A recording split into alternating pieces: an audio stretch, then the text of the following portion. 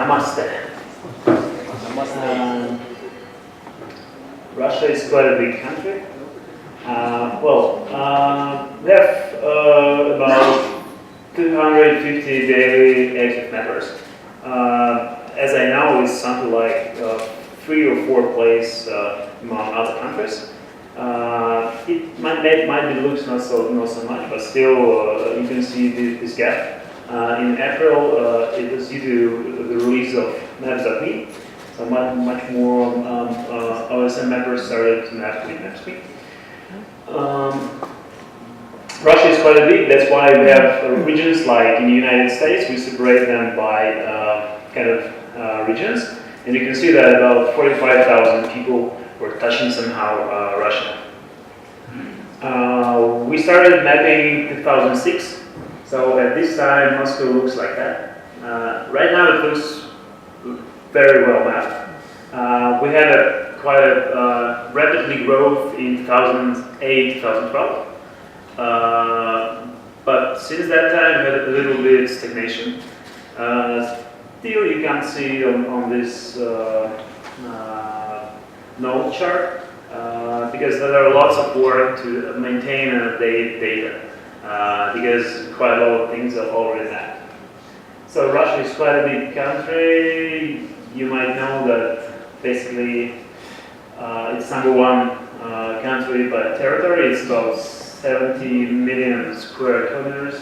The population is almost 150 million. They have 166 cities and the average age is 39. And we have more females than males. This is because of World War II, because almost 1/3 of men's population died. It's about 23 million men died in World War II in Russia. So that's why we still have this balance. For men, it's good.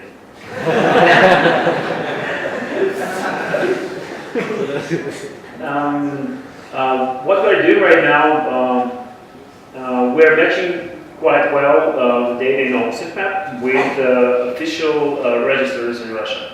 So you can see these are kind of tools we use to check that all villages and all towns are on the map. So right now, all villages and all towns are mapped. There are still some places to be mapped, but these places on this huge map basically uninhabited, more on the north and east. So even official companies didn't have no information about this place because there are no people there, so maybe no need to map these regions. What makes Russia stands out of other countries in OpenStreetMap is that we track all these stuff. We track towns and villages. I mean, track it with the official resources. We track administrative boundaries, federal region roads, railway stations, major banks, post offices, etc. I mean, the key data on the map is tracked to be sure that everything is mapped. If there are some updates in official registers, we map it to OpenStreetMap. We have some local specific for road heresy. For example, we set the tag highway to roads which are not basically highways in classification, but which are really used by people. So it depends on how often it is used and how much traffic the road has. So it's a kind of local specific. As we have quite a lot of things already mapped in Russia, sometimes we do map some things like unique tags. For example, in multi-floor buildings, there are tables with information about flats in the building.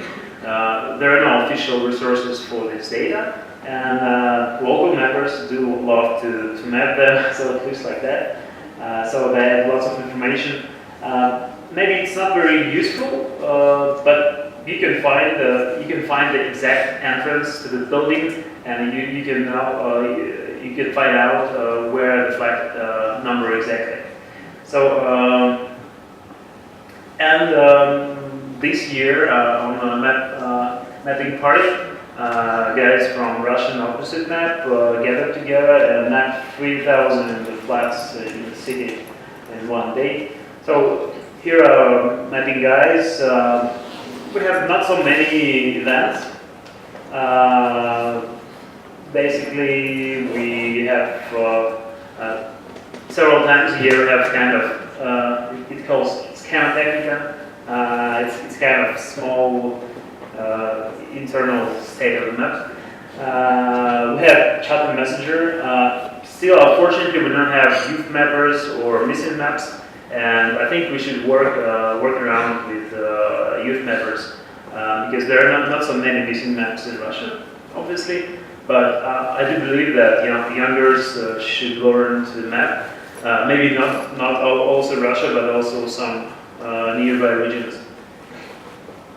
Who uses OpenStreetMap in Russia? Basically everyone, because of this good matching with official resources. And we do know that government and military are using it. We know that sometimes we have requests from ambulances to map some regions which are not very well mapped. Sometimes it happens in some villages deep in the country. Some taxi services, well, lots of companies, mapping companies who need some cheap geocoders. And basically, Maps.me was built in Belarus. It's very close to Russia, and maybe that's why it's quite popular also in Russia. It's not number one. We have local players like Yandex Maps, we have Google Maps, we have 2GIS, and in most cases, for some government purposes, OpenStreetMap is not used because it's not fit all the standards, because the accuracy of the map is sometimes for example, for road buildings and for real estate is not that good.